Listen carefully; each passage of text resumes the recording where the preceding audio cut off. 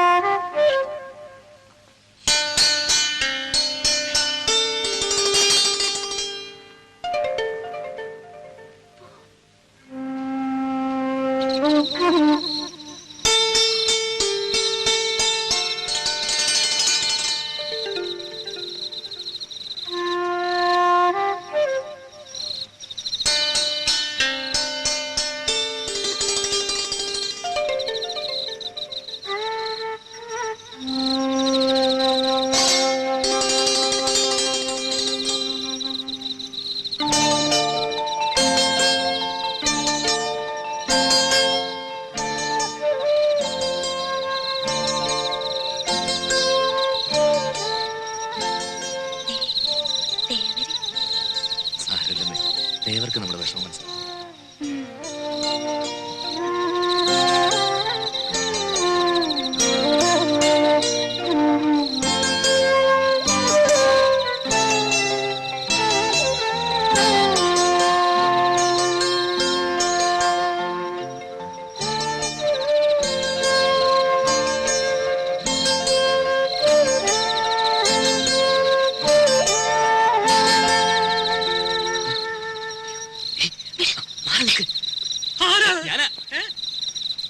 ഞാനാ ഉണ്ണി. ഉണ്ണിയായിരുന്നോ? എന്താ പുറത്ത്? ഉറക്കം വന്നില്ല അപ്പച്ചമ്മ. രാഘവട്ടം ഉറങ്ങില്ലേ? ഉറങ്ങി ഉറക്കം സുഖമായിട്ട് ഉറങ്ങി. ഞാനേ ഒരു കഷായം കുടിക്കുന്നുണ്ട്. ഈ മൂത്രത്തിലെ കല്ലില്ലേ അത് അലിയിച്ച് കളയാനുള്ളതാ. നാണുവൈദ്യരുടെ കുറിപ്പടിയാ. ബഹുകേമം.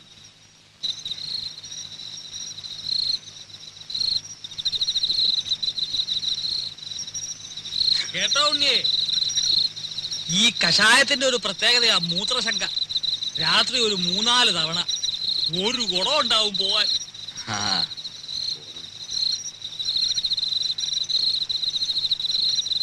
ഔഷധ ഗുണമുള്ള മൂത്രമാ. കുളിമുറിയിൽ ഒഴിച്ചാൽ വെറുതെ പോവും. ഇവിടെ ആകുമ്പോ ഒരു വളവുമായി. എങ്ങനെ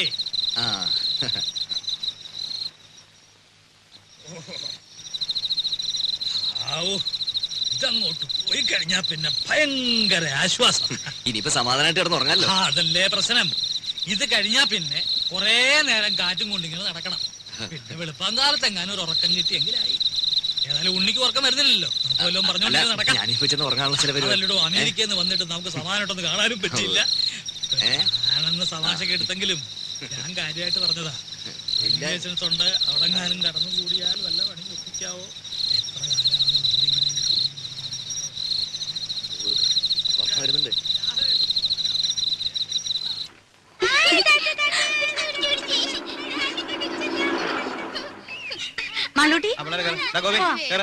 ഈ മുൻവശത്തെ കഥ അങ്ങ് അടച്ചേക്ക് കേട്ടോ. ഇനി വരാം.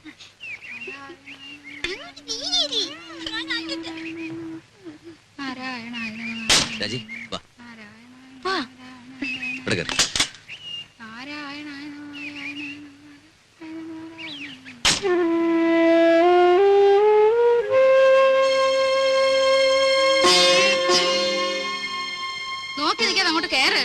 നേരെ ഒരുപാടായി.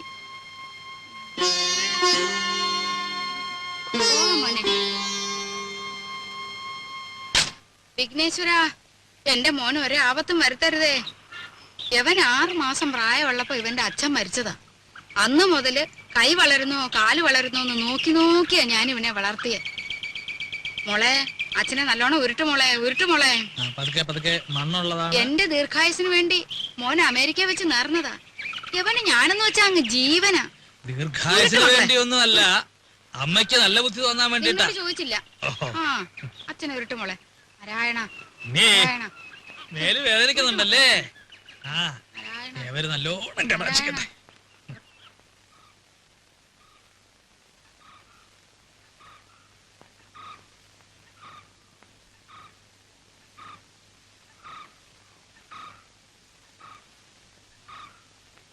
ഇവിടെ ആരും ഇല്ലേ?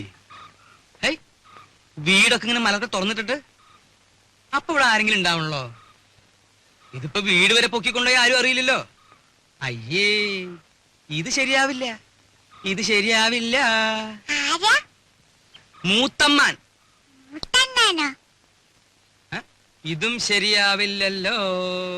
ആ, അച്ചമ്മ എവിടെ? വിളിക്കേ. ഈ പിരിവുകാരെ കൊണ്ടു ശങ്കുമാനോ? എന്താ സംശയമുണ്ടോ? വേറെ ആരുടെങ്കിലും ചായ തോന്നുന്നുണ്ടോ? അല്ല, ഈ ഇലക്ഷൻകാർ വോട്ട് ചോദിക്കാൻ വരാറുണ്ടേ. പെട്ടെന്ന് കണ്ടപ്പോ ഒറ്റ ആരാ അത്? ഞാനാടി സരസ്വതി. ശങ്കുമാൻ വന്നിരിക്കണോ? ആ ശങ്കുവപ്പയോ?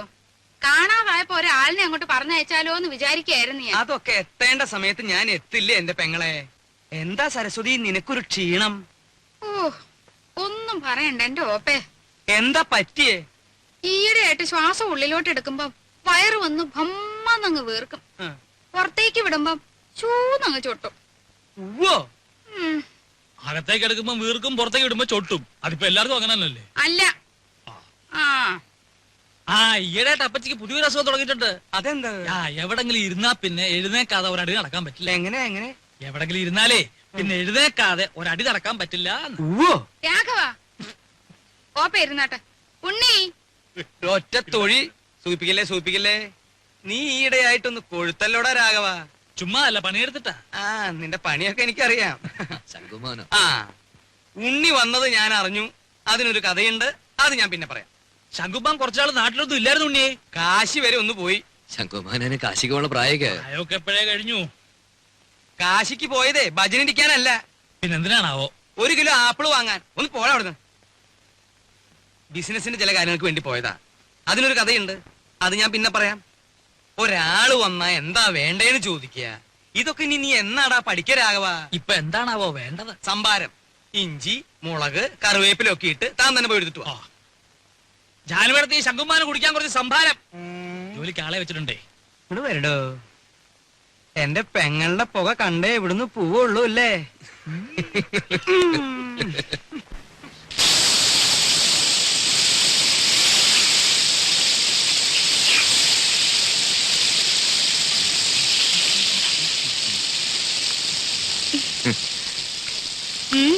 എന്താ പതിവില്ലാതെ അടുക്കളയിലൊക്കെ? ആഹാ, എന്റെ ചേച്ചിയുടെ കൈപ്പുണ്യെന്ന് പറഞ്ഞാ ഇതിലും കാണാനുണ്ട്. സുഖിപ്പിക്കല്ലേ കുട്ട. ഇതേ രാജി വറുത്തു വെച്ചതാ. അല്ല, പറഞ്ഞോളി കക്ഷിയോടെ. ആ, അപ്പൊ അതറിയാനാ വന്നത്. ഹേയ്, ഞാൻ ചുമ്മാ അങ്ങനെ കറങ്ങി വന്നപ്പോ അങ്ങനെ. അദ്ദേഹം നീരാട്ട് തുടങ്ങി തോന്നുന്നു.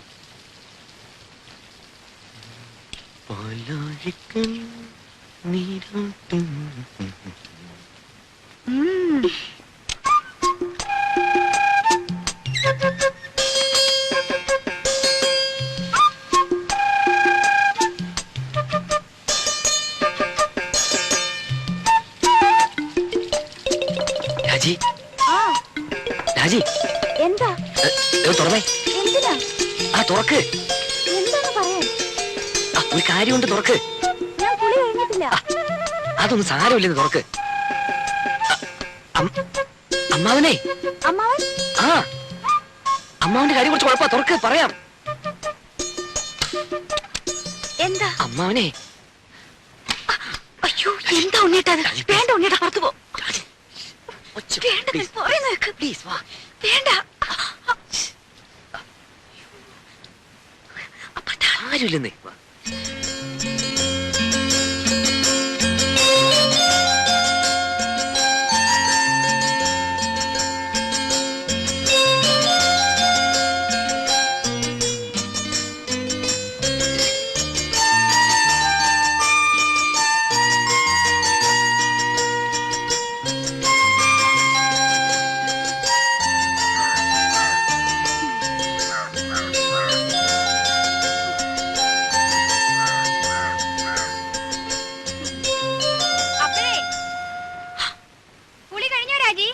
ഇല്ല ഇല്ല, ആവുന്നേ ഉള്ളൂ.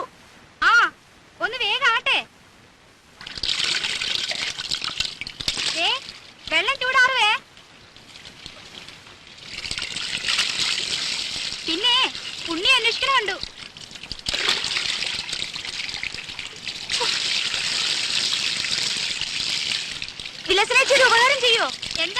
അകത്തിരിക്കുന്ന സർപ്പം എടുത്തു തരുമോ? എവിടെയാ ഇരിക്കണേ? ആ അലമാരയുടെ മുകളിൽ കാണും. ആ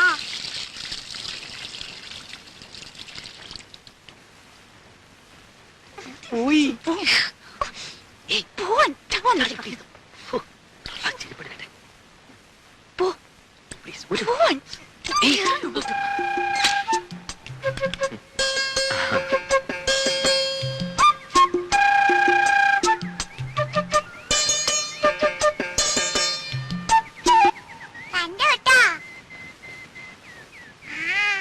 എന്ത് കണ്ടുപിടി ഇവിടെ വാടി ഇവിടെ നിക്കവിടെ. നിക്കാൻ. ഇന്ന് ഞാൻ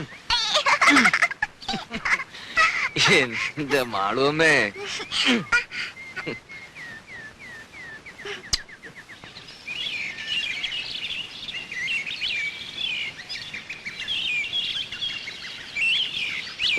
ഒരു സ്വസ്ഥത ഇല്ലെന്ന് വെച്ചാ ശയന പ്രദക്ഷിണം, അത് കഴിഞ്ഞപ്പോ ഒരു ഷഷ്ടി പൂർത്തി, ഓരോ കുരിശുകളെ. അതിനിടയ്ക്ക് കുറെ ബന്ധുക്കളും വന്നു കൂടിയിട്ടുണ്ട്. എഴുന്നള്ളത്ത് ഇത്രയും കൊണ്ട് തീർന്നോ അല്ല ഇനിയുണ്ടോ ആവോ? എന്നാ ഈ വന്ന് കേറുന്നവർക്കെങ്കിലും ഒരു കോമൺ സെൻസ് വേണ്ടേ? അതുമില്ല. ഒരു വീടാവുമ്പോ ഇങ്ങനെയൊക്കെ അല്ലേ ഉണ്ണേട്ടാ? ഇങ്ങനെയൊന്നും അല്ല. ഇത് ഇവിടുത്തെ മാത്രം ഒരു ചിട്ടയാ, വേറെ എവിടെ ഞാനിങ്ങനെ കണ്ടിട്ടില്ല. ആകെയുള്ളത് കുറച്ചാണത് ലീവാ.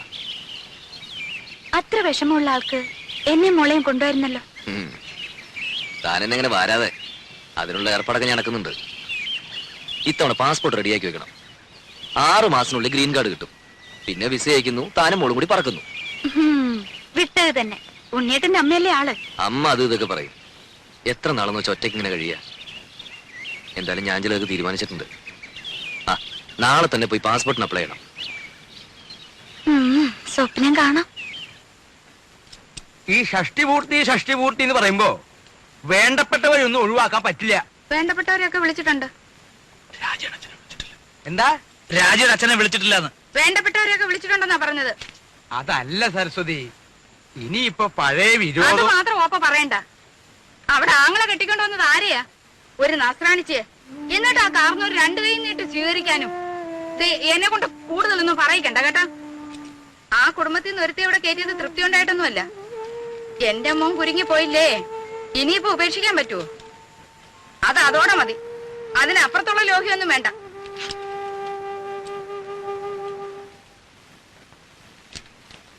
ആ നീ ഇവിടെ ഉണ്ടായിരുന്നോ? ഞാൻ നിന്നെ അന്വേഷിച്ച് നടക്കുകയായിരുന്നു. ഈ പന്തല് പണിക്കാരുടെ തട്ടും മുട്ടും കാരണം കിടക്കാൻ ഒരിടയില്ലാണ്ടായി.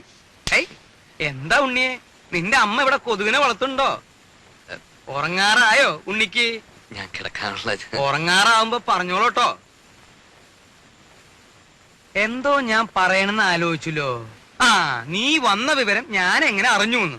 അതൊരു വലിയ കഥയാ. നീ നമ്മുടെ കിഴക്കേടത്തെ കാർത്തേനിയമ്മയുടെ മകൻ ഗോപാലൻ അറിയോ? മനസ്സിലായി. കാലിന് കുറച്ച് സുഖമില്ലാത്ത. അത് ഭാസ്കരൻ. അവന്റെ കഥ ഞാൻ വേറെ പറയാം. അവൻ ഒരു വേൽത്തിപ്പെണ്ണായിട്ട് ചില കാര്യങ്ങളും അതും മറ്റതും മറിച്ചതും ഒക്കെ, അതൊക്കെ ഞാൻ എല്ലാവരും ഉറങ്ങിയതിനു ശേഷം പറയാം. ഇത് ഭാസ്കരന്റെ അനിയൻ ഗോപാലൻ. ഓ ഞാൻ അറിയും. നീ അറിയൂ അവനെ? അവനൊരു കളിപ്പേരുണ്ടല്ലോ. നല്ല ഉറക്കം തൂങ്ങിട്ട് പോയി ഞാൻ. ഉറക്കം തൂങ്ങി. അത് അവന്റെ അനിയൻ. ഇത് ഗോലി. അവ ഇങ്ങനെ ഉരുണ്ടാണല്ലോ നടക്കണേ. ഈ ഗോപാലൻ അവന്റെ അളിയനെ ദുബായിക്ക് പ്ലെയിൻ കയറ്റാൻ തിരുവനന്തപുരത്ത് പോയി. തിരിച്ചു വന്ന് ബസ് ഇറങ്ങിയപ്പോഴാ അവൻ എന്നെ കണ്ടതും അവൻ എന്റെ നേരെ ഇങ്ങനൊരു വരവാ. ഈ ഗോലി എന്തിനാ എന്റെ മെക്കിട്ടേക്ക് ഇങ്ങനെ ഉരുണ്ടു വരണേന്ന് ഞാനും വിചാരിച്ചു. ഞാനും അവനും തമ്മിൽ ഏതാണ്ട് ഇങ്ങനെ ഇങ്ങനെ ഇങ്ങനെ എത്ര അടി ഉണ്ടാവും? 2 അടി കാണും. അല്ല 3 അടിയുണ്ട്. സ്വിച്ചിട്ട പോലെ അവിടെ നിന്ന്. ഇവന്റെ നിൽപ്പ് കണ്ടപ്പോ ഞാനൊന്ന് അന്താളിച്ചു. എന്താ ഗോപാല ഉണ്ടായേന്ന് ഞാൻ ചോദിച്ചു. അപ്പൊ അവൻ പറയാ, തിരുവനന്തപുരത്ത് വെച്ച് അവന്റെ അളിയനെ ദുബായിക്ക് വണ്ടി കയറ്റാൻ ചെന്നപ്പോ എയർപോർട്ടിൽ വെച്ച് ഉണ്ണി വന്നു എന്ന് അറിഞ്ഞുത്രേ. അങ്ങനെയാ നീ വന്നു എന്ന് ഞാൻ അറിഞ്ഞത്. എനിക്കൊരു പ്ലാനൊക്കെ ഉണ്ട്. മൂത്ത മകൻ ചന്ദ്രശേഖരനെ 1 മാസം തടിയുടെ പോലെ ഇരുത്തിയിട്ട് അമേരിക്ക, കാനഡ ഇങ്ങനെയുള്ള പുണ്യസ്ഥലങ്ങളൊക്കെ ഒന്ന് സന്ദർശിക്കണം. അടുത്ത് കിടന്നിടൂ അമ്മാവാ.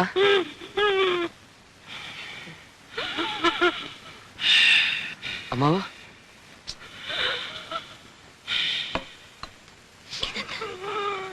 ഷീറ്റോടെ വലിച്ചെടുത്ത് കാട്ടിലേക്കളെ ഞാൻ. ഈ വീട്ടിലൊരു സ്വസ്ഥതയില്ല.